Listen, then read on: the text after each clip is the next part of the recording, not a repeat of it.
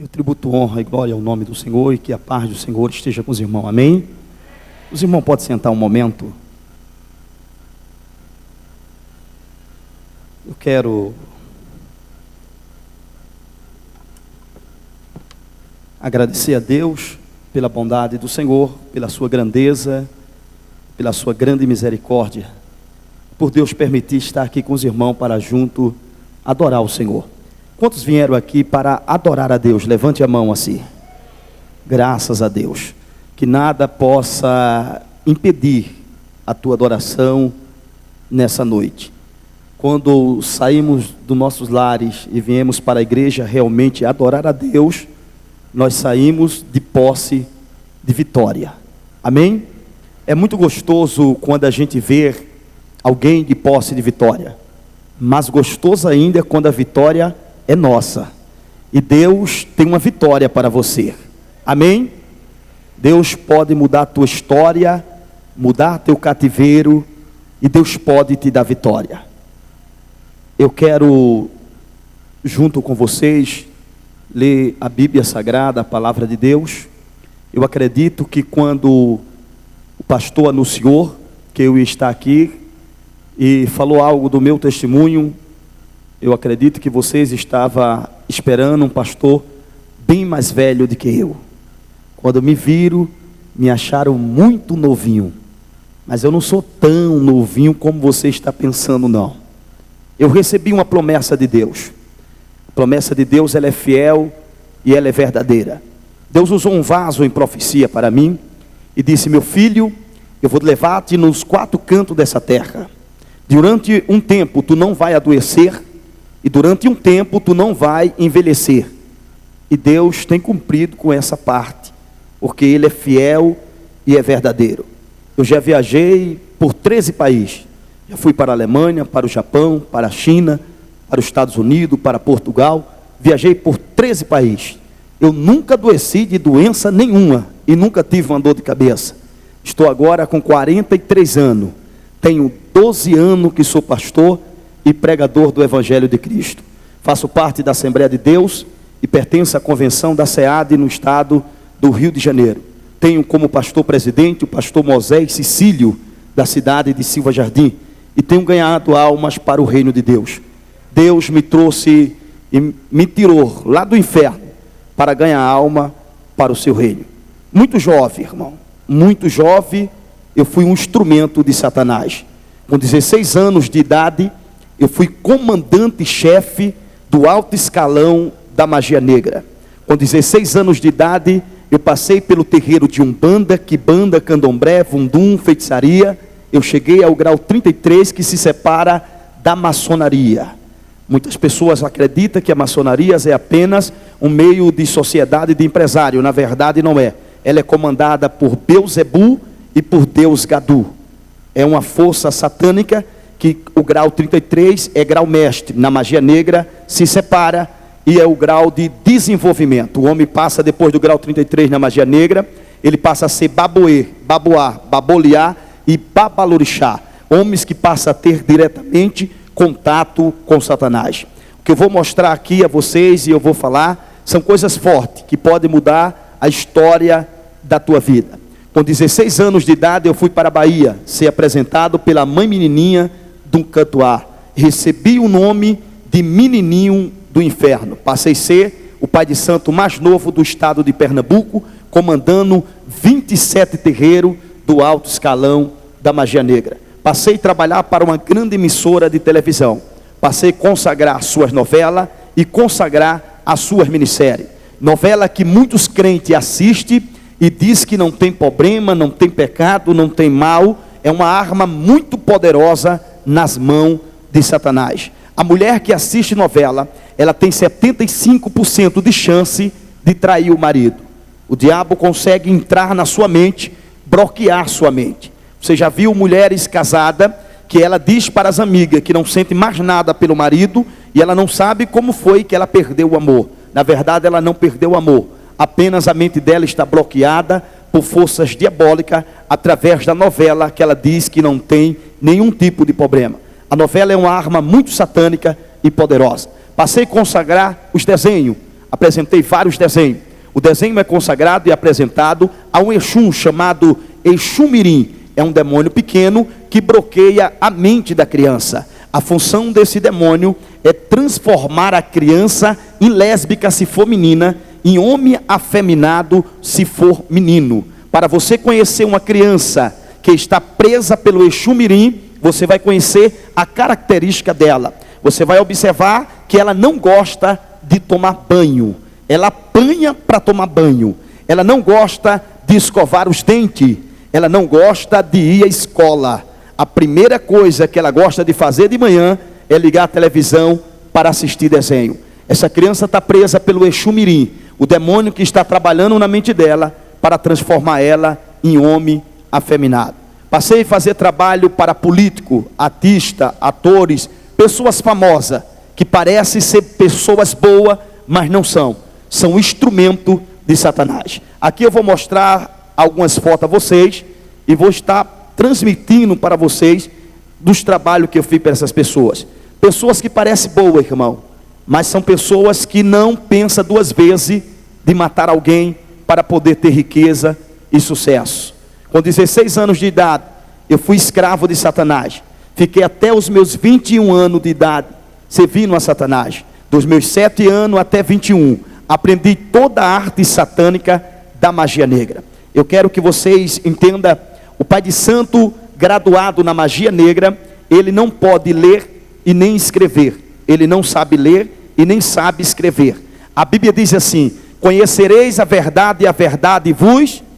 Se um pai de santo aprender a ler, pode acontecer de alguém dar um folheto para ele, e a palavra pode entrar no coração dele e libertá-lo. Eu aprendi a magia negra na prática. Eu aprendi na prática, e quando eu errava qualquer tipo de ritual, eu apanhava. Para se recuperar da pisa que eu levava, eu ficava de 2 a 3 dias para me recuperar. Então eu tinha que aprender e não errar a magia. Eu aprendi a magia. Com 16 anos, passei a comandar os terreiros mais poderosos do estado de Pernambuco. Eu vou estar lendo a palavra de Deus e vou estar entrando em meu testemunho.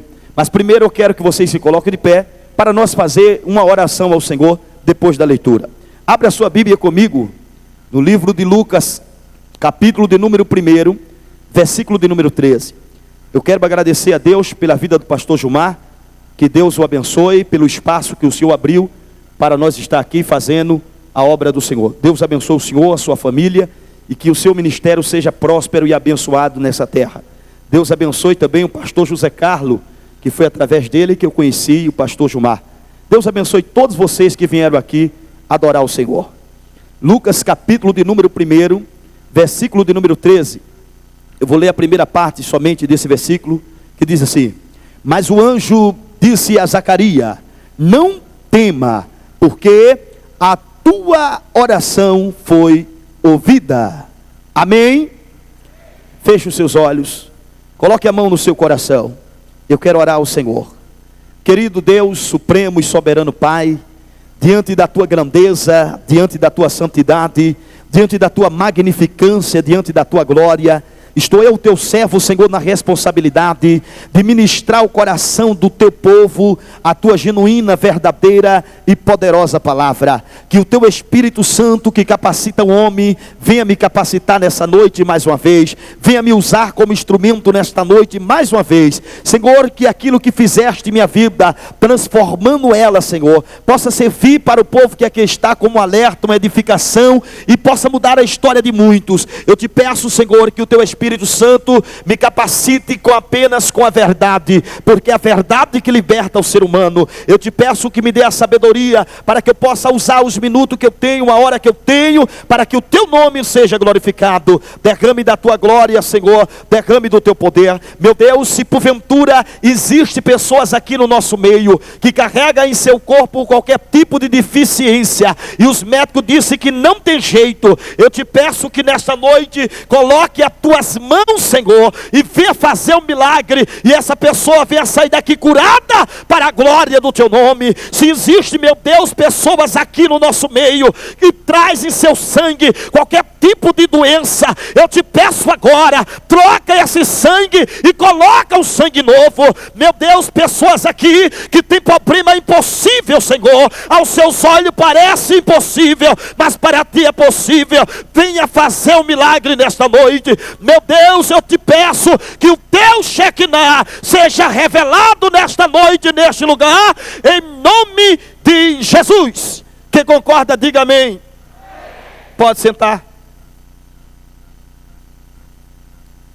Queridos, Zacarias um dia orou ao Senhor, e o tempo passou, e ele não acreditava mais que Deus tinha ouvido a oração dele. Às vezes você ora, você faz campanha, você faz propósito, mas não vem a resposta daquilo que você fez. Às vezes você ora de uma forma e acontece de outra. Você já percebeu? Quanto mais você ora por alguém da tua família, é que a pessoa fica atribulada.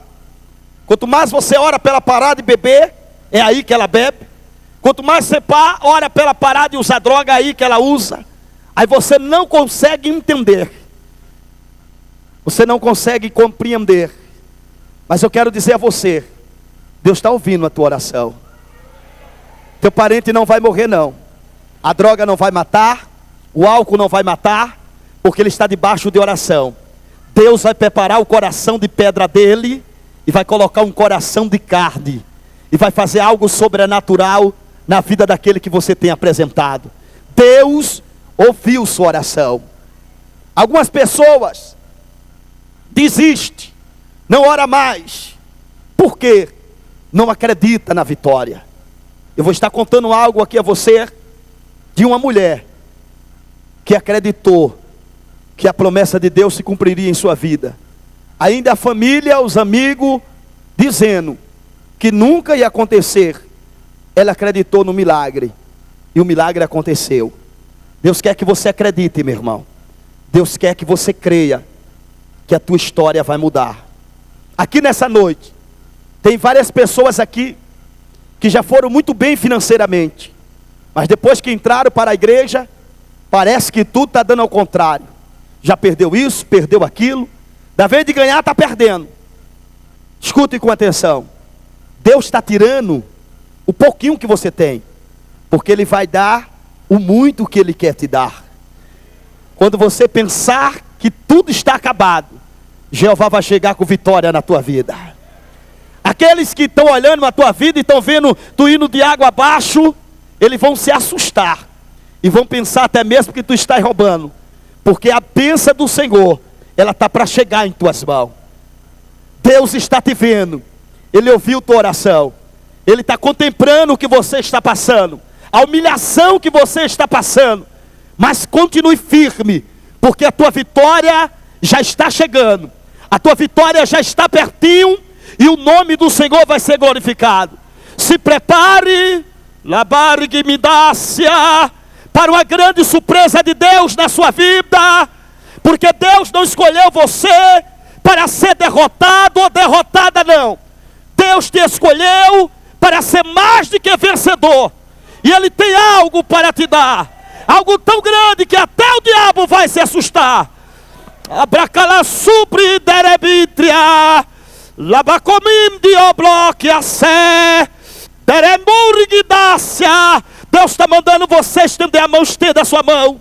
Rabai cominde a tupidácia, leichon picamantri demundria. Deus está dizendo, quem pode impedir de eu te abençoar nesta noite? Lavubi canduidergia. Deus está dizendo, feche a sua mão de posse da vitória, diz o Senhor dos Exércitos. Aleluia! Deus está nesse lugar. Oração de crente, irmão, ela chega até o trono de Deus, e quando ela chega ao trono de Deus, Deus muda a história. Se prepare para a sua história ser mudada. Amém? Queridos, eu vim de uma família tradicional da Assembleia de Deus. Eu sou neto do pastor Manuel Inácio. O meu avô foi um dos pioneiros da Assembleia de Deus no estado de Pernambuco. Foi um dos primeiros crentes da Assembleia de Deus. Foi também ajudador para fundar a Assembleia de Deus no estado de Pernambuco. Minha avó foi a 5ª primeira dirigente do primeiro círculo de oração fundado no Brasil. Primeiro círculo de oração fundado no Brasil foi fundado em Pernambuco pela Assembleia de Deus. Minha avó foi a 5ª primeira dirigente do primeiro círculo de oração do Brasil. Eu vim de uma família grande, tradicional da Assembleia. Eu tenho 9 tios, todos eles são pastores, presidentes, em regiões ali no estado de Pernambuco. Minha mãe casou-se, morava na capital, no Recife. Minha mãe casou e foi morar em uma usina, bem distante da capital.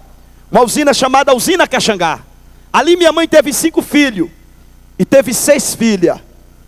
Minha mãe, numa idade já avançada, com a família já pronta, Deus levanta um vaso e fala com a minha mãe. E diz: mulher, eu ainda vou te dar um filho. Minha mãe, pela medicina, não poderia mais ter filho. Mas o Deus que fez a promessa é o Deus do impossível. Tem alguém aqui que já faz tanto tempo que pede um filho? Se prepare. É ano de surpresa. É ano de surpresa.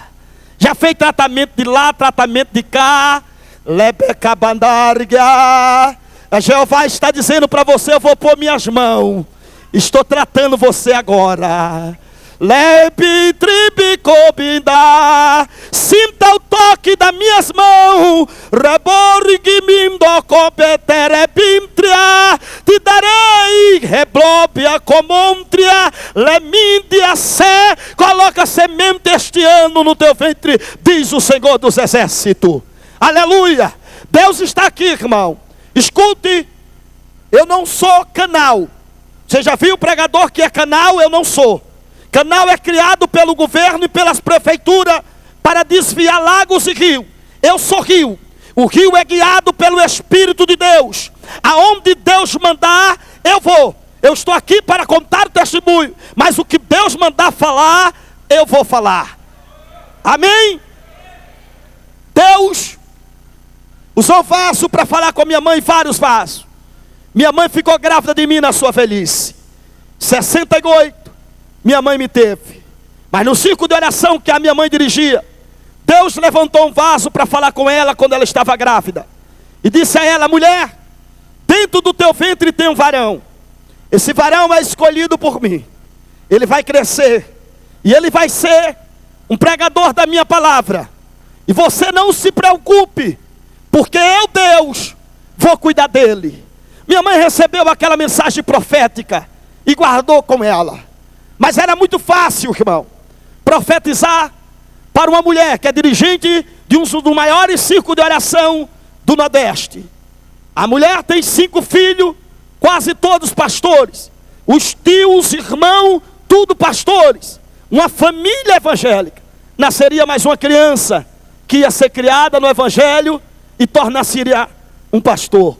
Só que Deus é o único que sabe o amanhã. Ele é o único que sabe o que vai acontecer amanhã. Por isso Deus orientou a minha mãe, dizendo a ela que não temesse, porque Ele ia cuidar de mim. No ano de 75, eu tinha 6 anos de idade. Eu fazia parte de um grupo na igreja chamado Cordeirinho de Cristo. Mas eu de cordeiro não tinha nada. Eu estava mais para lobinho de Cristo. Eu era a pior criança da igreja. A minha mãe é a irmã mais velha dos meus tios. O meu tio, pastor Elias, era o pastor dirigente da nossa igreja. Só que minha mãe era mais velha. E o meu tio, lá no Nordeste, as irmãs mais velhas, quando o pai e a mãe morrem, as irmãs mais velhas que mandam. E os irmãos mais novos obedecem. O meu tio era o pastor da igreja, mas minha mãe era a irmã mais velha. E ele era submisso à minha mãe. Então eu perturbava muito na igreja. Quando meu tio olhava para me dar uma bronca, que a minha mãe via que era comigo que ele ia mexer, minha mãe dava uma olhada para ele, ele já amansava. Então eu aproveitava a costa quente da minha mãe e perturbava na igreja, irmão. Ninguém me segurava. A minha irmã, minha mãe não tinha como cuidar de mim, porque ela cuidava do circo de oração e cuidava do coral. Ela mandava a minha irmã mais velha cuidar de mim. Só que a minha irmã mais velha tinha um defeito muito grande, igual algumas crentes têm. Ela ia para a igreja somente namorar. Quando meu tio apresentava um jovem de outra cidade, ela já levantava a cabeça para ver se era bonito ou feio. Ela era aquela crente namoradeira. Pregador pode pregar o que for, ela não está nem aí. Ela veio na igreja namorar, não recebe nada. Mas hoje, graças a Deus, minha irmã é uma das dirigentes bem respeitadas no Recife. Um instrumento nas mãos do Senhor, porque Deus muda cativeiro, Deus muda história. Mas a minha irmã não tomava conta de mim. Eu ficava bagunçando na igreja. Nossa igreja era grande. Eu pegava a carreira no corredor de um canto a outro. Ali os porteiros já eram aqueles senhores de idade. A igreja não tinha andada no cantinho como essa. Era somente um corredor. Era uma multidão de gente de um lado e de outro. Lá não pode sentar homem junto com mulher. As mulheres sentam de um lado e os homens sentam de outro. Quando eu estava correndo na igreja, que o porteiro vinha atrás de mim, eu entrava debaixo do banco das irmãs e ficava escondido lá. E eu ficava olhando a perna dele até ele sair. Quando ele saía, eu saía debaixo do banco. Mas ninguém me segurava, irmão. Eu era uma criança muito levada, muito terrível. Eu quebrava tudo, derrubava tudo que eu via. Criança do meu tamanho não queria nem amizade comigo, porque quando eu pegava eu só dava na orelha. Eu era muito terrível. Quando eu queria tomar sorvete, eu não pagava. Eu ficava na porta da cantina, esperando a mãe mandar uma criança comprar sorvete só. Quando vi uma criança no meu tamanho comprar sorvete sozinha, quando a criança comprava, você pode observar que nenhuma criança, ela já pega e já chupa o sorvete. Ela pega o sorvete primeiro e dá uma olhada, depois é que ela vai chupar o sorvete. Aí eu aproveitava essa olhada que a criança ia dar. Eu ficava por trás só observando. Na hora que a criança ia dar uma olhadinha no sorvete, antigamente era um cascão e só uma bolinha. Eu dava um bote na bola, era a conta da minha mão certinha. Eu dava um bote na bola e engolia o sorvete de uma vez. Os garotos juntavam, desciam o couro em mim, mas eu já tinha tomado sorvete, eu não queria nem saber. Eu era muito terrível, irmão. Eu era terrível demais. Um dia, eu cheguei para tomar água. Lá era aqueles filtros antigos de barro. E os filtros de barro demoram muito a água a descer. Depois que acaba, só a misericórdia para ter água de novo. Eu fui umas 3 vezes no filtro e não tinha água. Eu fiquei invocado com aquilo. Eu olhei para um lado, olhei para outro, os irmãos tudo prestando atenção no culto. Eu peguei e digo, já que esse filtro não presta, eu vou quebrá-lo. Aí peguei a toalhinha que estava o filtro em cima, olhei para um canto, olhei para outro, ninguém viu, eu puxei de uma vez. O filtro esbagaçou-se. Pá! Só que foi um barulho muito alto. E o porteiro viu. Quando o porteiro viu o barulho, ele correu para o lado onde estava o filtro, para ver que barulho era aquele. Quando eu vi o porteiro vindo, eu tentei correr, mas ali estavam as irmãs da comissão que ia cantar lá na frente, e a única entrada que tinha não dava para eu passar. Eu parei, e o único caminho que tinha era o caminho que o porteiro vinha, aí ficou estreito para mim. Só que tinha um garotinho, eu sempre mexia com esse garoto, já conhecia ele, e quando eu mexia com ele, que ele ficava nervoso, ele não conseguia falar, ele era gago. E ele veio para perto de mim, admirado porque eu quebrei o filtro, olhou para mim e disse, por que tu quebrou o filtro? Eu olhei para ele, na hora, irmão, a minha mente ela desenvolvia rápido para as coisas ruins. Eu tinha uma mente para coisa satânica rapidinho.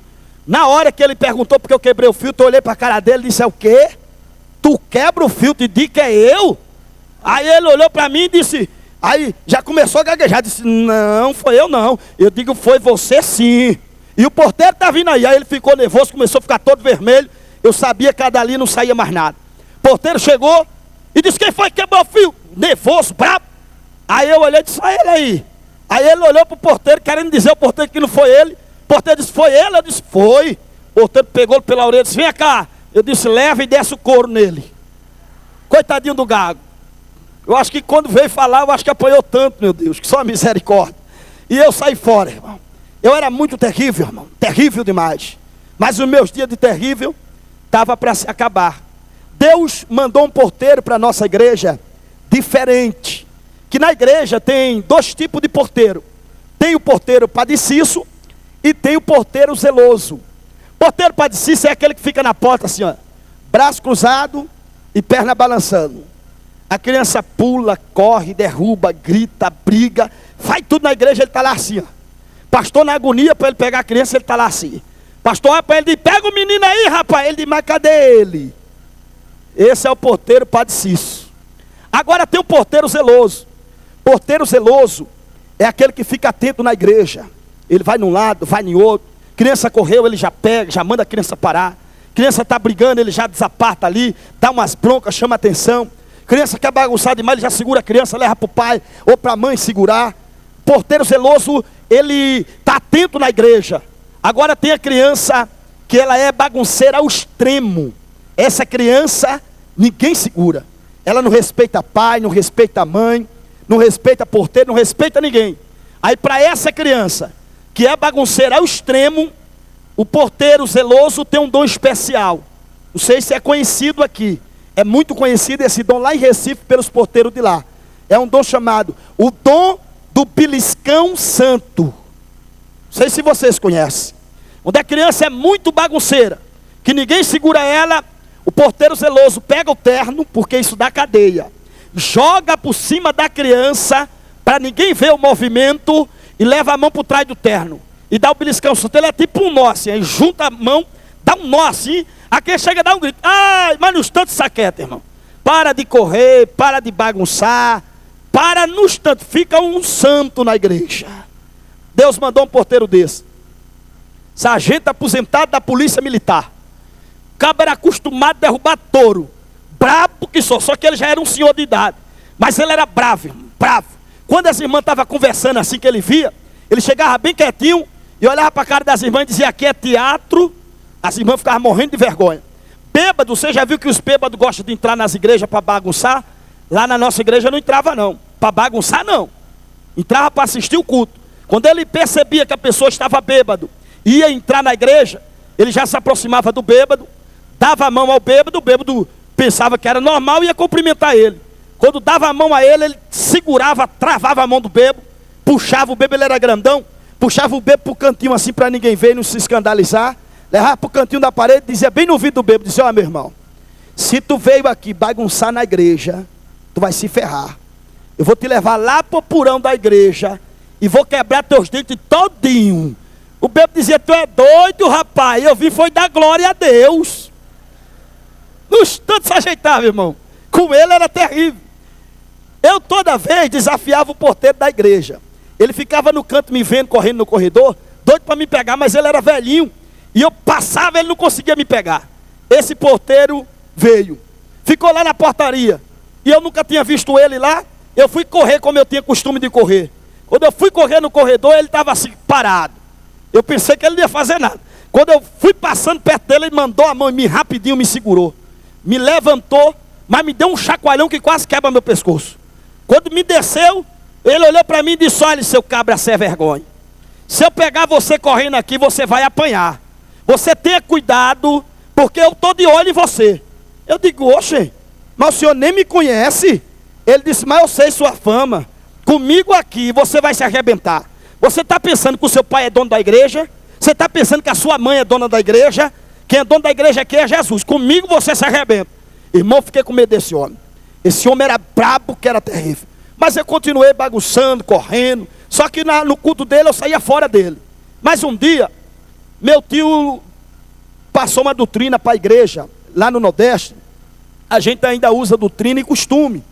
E era uma saia que surgiu, uma moda. Que infelizmente, irmão, essas modas nua, ela veio para o mundo. Mas infelizmente quem compra é a gente cristão. Surgiu a moda, os crentes já vão lá e compram. Mas a moda veio para o mundo. Mas os crentes gostam da moda do mundo. E o que acontece?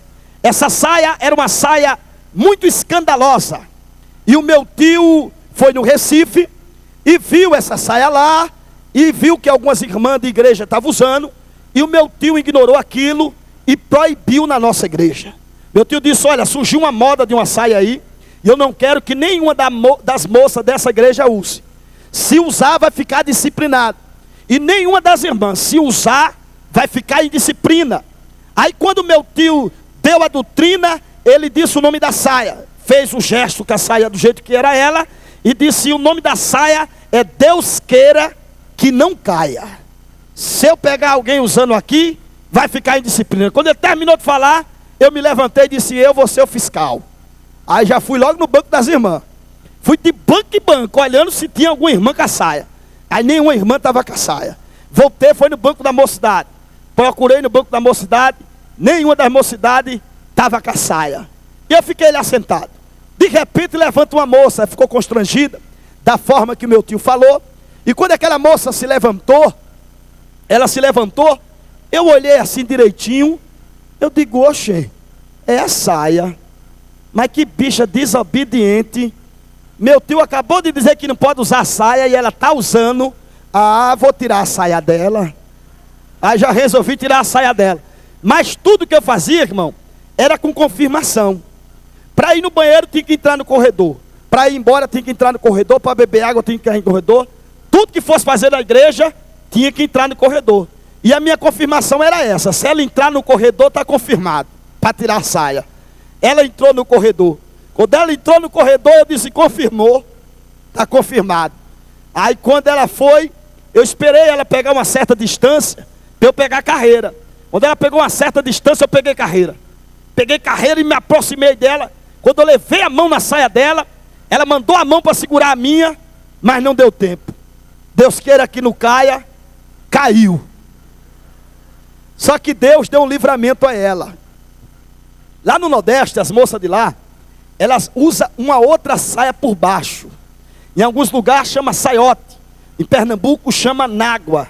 Ela usava uma nágua. Quando eu arrastei a saia de cima, a nágua protegeu o corpo dela. Mas nágua lá é uma roupa íntima. Aquela mulher começou a chorar, aquela moça. Eu peguei a saia na mão e saí correndo. E o porteiro atrás de mim, dê a saia da moça, rapaz. Eu digo, essa não pode usar não, que é pecado.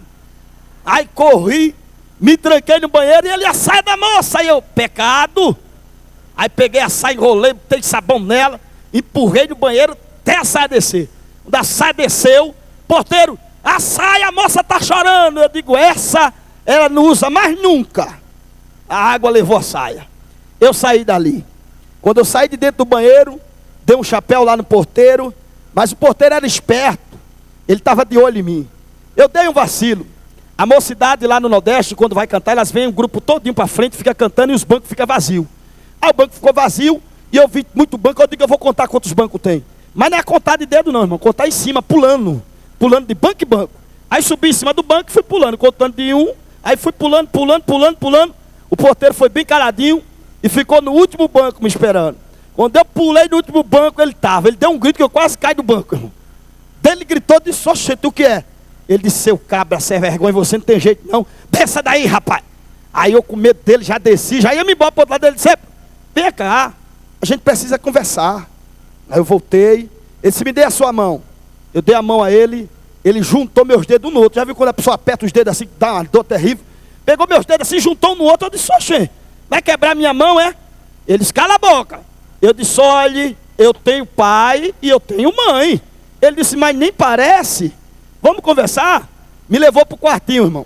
Era o quartinho de contar oferta e de dar bronca nas crianças. Todo culto eu ia para esse quartinho. Todo culto eu ia. Mas eu estava acostumado. Né? O porteiro dava bronca e me mandava embora. Mas com esse aí eu nunca tinha ido. E com ele a história era diferente. Quando eu entrei no quartinho, eu já sentei no lugar de levar bronca e fiquei lá sentadinho. Esperando ele dar bronca. Ele não falou nada.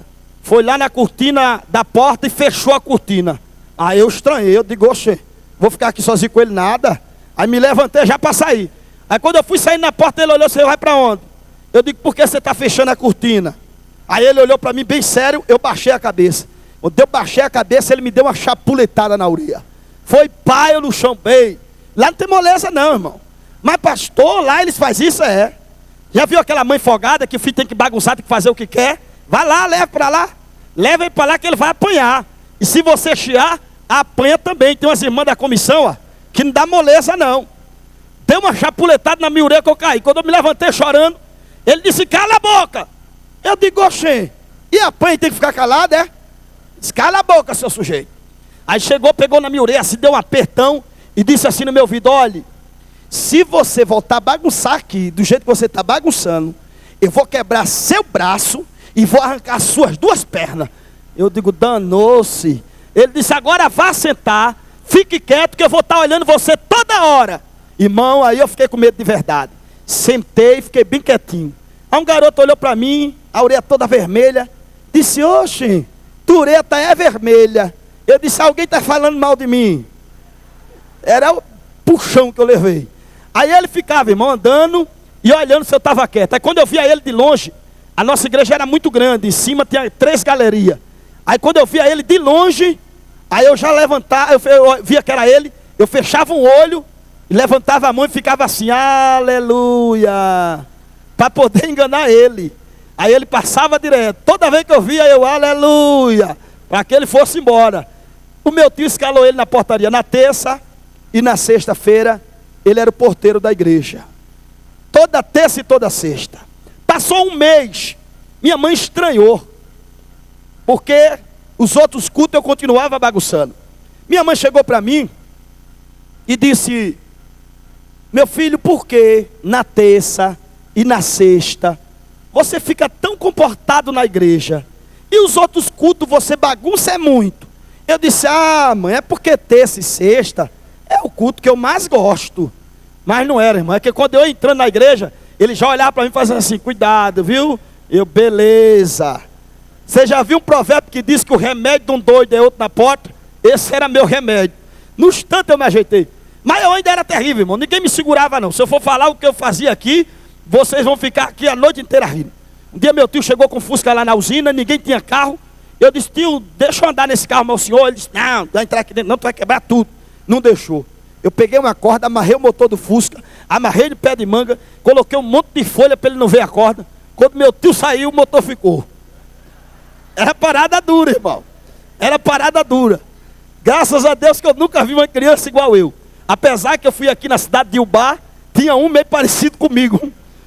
Moleque era terrível. Eu fui dormir na casa do presbítero lá. Ele pegou um fósforo, botou no meu dedo e tocou fogo. Eu digo: esse aí era igual eu, menino. Terrível. Terrível mesmo. Ali, irmão, meus dias estavam para terminar. Meus dias de criança levada estavam para terminar. A minha mãe, ela foi escalada entre as irmãs para dirigir, de comprar o pano para fazer a farda do circo de oração. E minha mãe me levou. Minha mãe não me deixava com ninguém, porque ninguém queria ficar comigo. Quando ela chegava para a irmã, dizia: irmã, não dá para ficar com ele. A irmã dizia: ô, minha irmã, eu vou sair agora. Aí disse: mas a senhora leva ele. Ah, mas lá não entra criança. Não tinha jeito, irmão. Minha mãe tinha que me levar onde ela fosse. Minha mãe pegou o dinheiro das irmãs e foi comprar o pano para fazer a farda do circo de oração em Recife. Nós pegamos o trem em uma pequena cidade perto da nossa usina, chamada Ribeirão, e fomos para o Recife. Quando chegamos em Recife, descemos na estação de trem e fomos ao centro do Recife. Minha mãe comprou o pano para fazer a farda do circo de oração. Na volta, minha mãe parou, eu entrei por baixo da roleta e minha mãe ficou lá para pagar o bilhete. Eu entrei mais rápido e corri. E eu fui se esconder. Eu era o xodó da minha mãe e o xodó do meu pai. Todo pai e mãe que tem filho na velhice, o filho é paparicado, irmão. Tudo que o filho quer, eles dão. Então minha mãe fazia todos os meus gostos. Eu corri e se escondi detrás da porta do banheiro. Eu fui brincar com a minha mãe de se esconder. Como eu não tinha amigos, não tinha coleguinha, minha mãe que me dava atenção. E era com ela que eu brincava. E quando minha mãe ia me procurar, que eu estava escondido, ela me encontrava no lugar, ela dizia: achei, aquilo para mim era festa. Eu me escondi detrás da porta do banheiro. Fiquei escondido ali.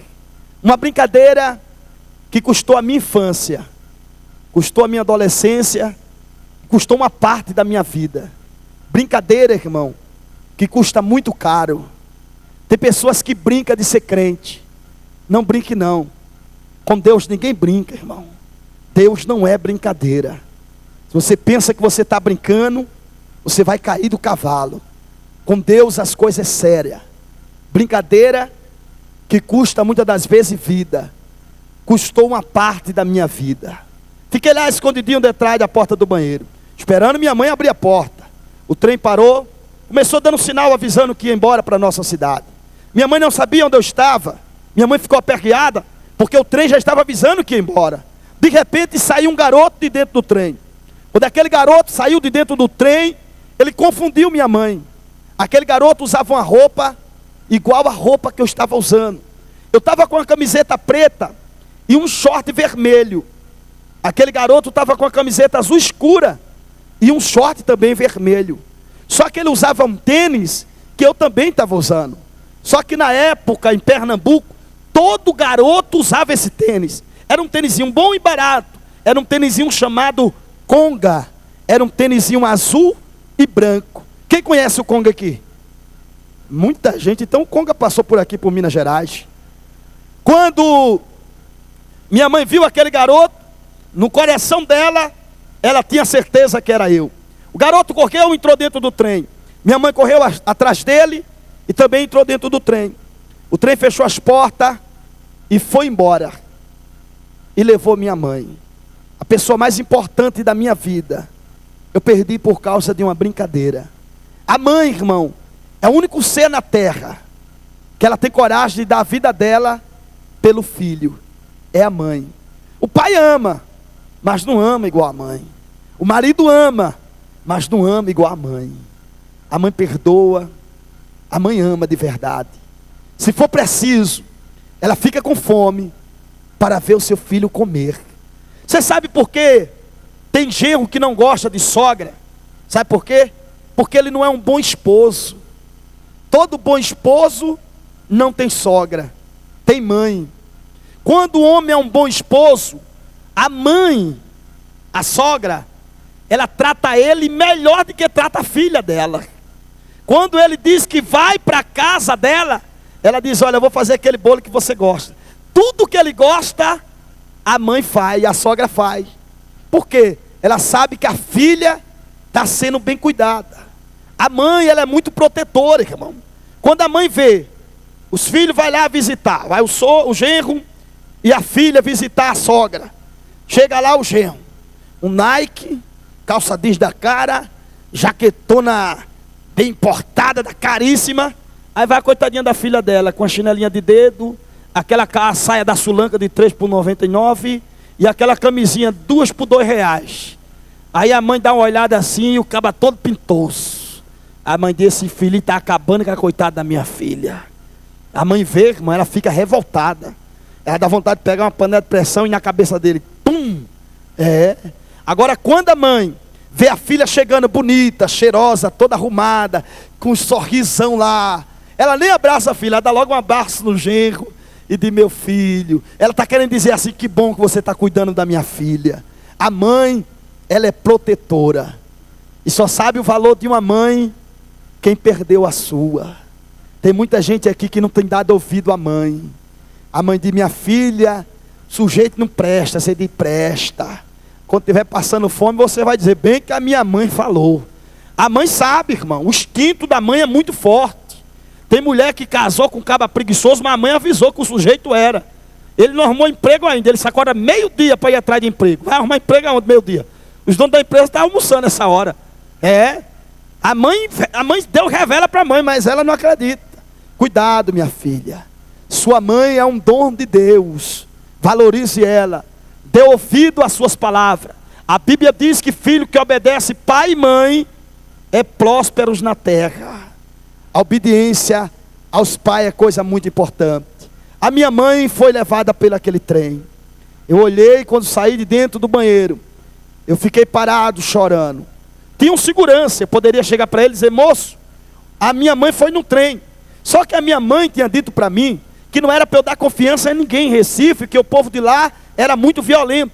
Então eu tive medo de dizer para o segurança que o trem levou minha mãe.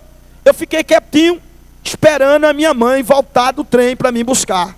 Minha mãe acreditava que a criança que estava dentro era eu. Minha mãe foi até a nossa cidade. Chegou na nossa cidade. O meu pai estava esperando a minha mãe e me esperando. Eu era o xodó do meu pai, era o tesouro do meu pai.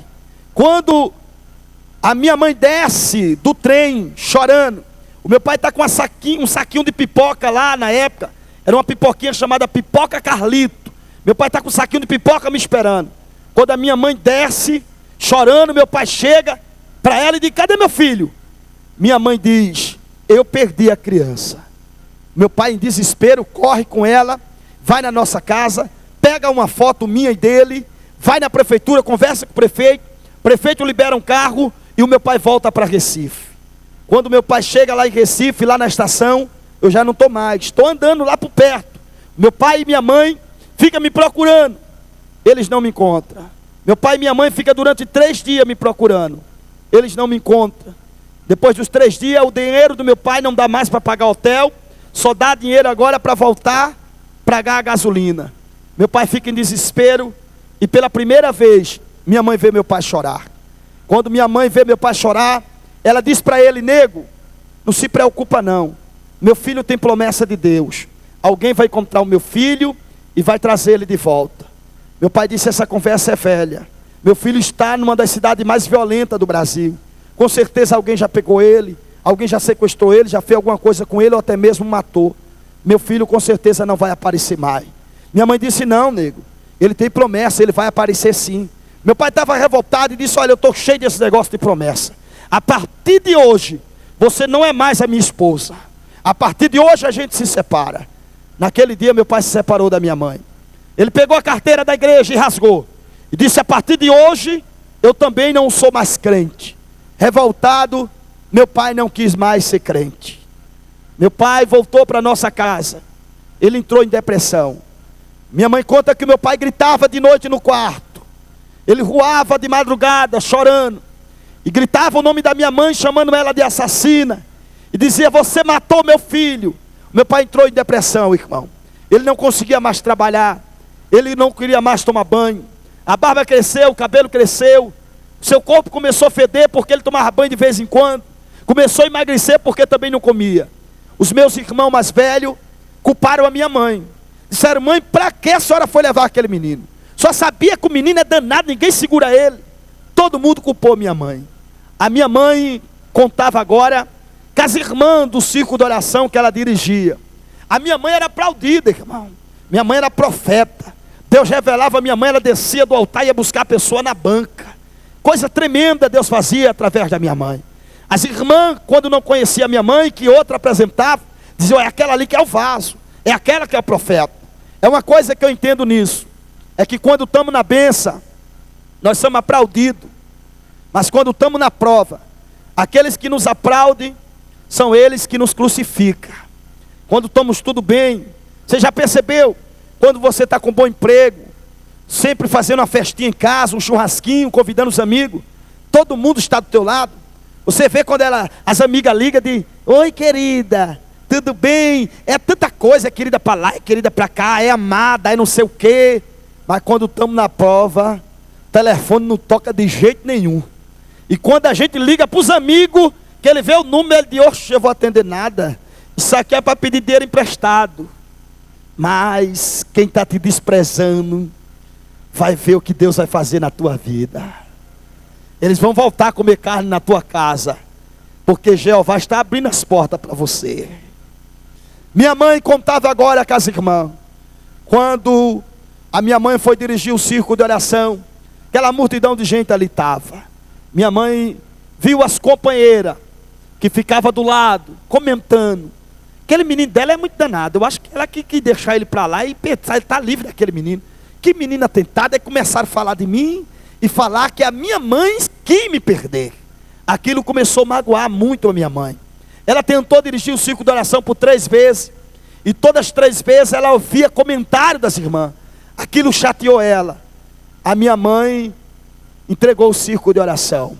Ela disse: eu vou entregar o círculo de oração, mas eu quero dizer aqui uma coisa a vocês: o meu filho tem promessa de Deus. Eu não sei quando ele vai voltar, mas ele vai voltar. E no dia que ele voltar, eu vou trazer ele aqui para pregar a palavra do Senhor, e vocês vão ver. Minha mãe entregou o círculo de oração, chamou minha irmã mais velha e disse: filha, vamos fazer uma campanha de oração para que o teu irmão volte para casa. Minha mãe e minha irmã começaram a orar de 10 da noite até as 3 da manhã. Isso todos os dias. Eu estava em Recife, irmão, perdido. Recife é uma cidade muito grande. Eu estava ali perdido, comendo lixo, pedindo esmola para sobreviver. O mendigo, ele tem dificuldade de conseguir comida. Não é que as pessoas sejam totalmente mal, seja totalmente ruim, não. Ele não consegue comida por causa do fedor do corpo dele. Quando o mendigo entra em qualquer ambiente, vai aquele cheiro forte e espanta as pessoas. Então os donos de estabelecimento não deixam os mendigos entrar e não dão comida a ele, para que ele não volte atrás de comida novamente. É onde eles têm dificuldade de conseguir comida. Nos primeiros dias eu consegui comida muito fácil. Muito fácil. Eu ia numa padaria, pedia um pãozinho, eu estava limpinho, todo arrumadinho. Eles me davam pão. Eu ia na lanchonete, pedaço de lanche que sobrava, eles me davam restinho de suco. Eu ia no restaurante, eles me davam resto de comida. Mas ali os dias foi passando, a semana foi passando, meu corpo foi ficando aquela sujeira, a minha roupa começou a feder. E depois que totalmente eu comecei a feder, eu não conseguia mais comida. Eu não podia mais entrar na padaria, eu não entrava mais na lanchonete, eles não deixavam entrar em restaurante, eu não conseguia mais resto de comida. Para comer, eu tinha que ir na lata do lixo. Eu ia na lata do lixo dos restaurantes atrás, e eu comia aquele resto de comida, azedo, podre, eu comia. Tinha um restaurante que eu sempre ia comer resto de comida lá, mas aí a fiscalização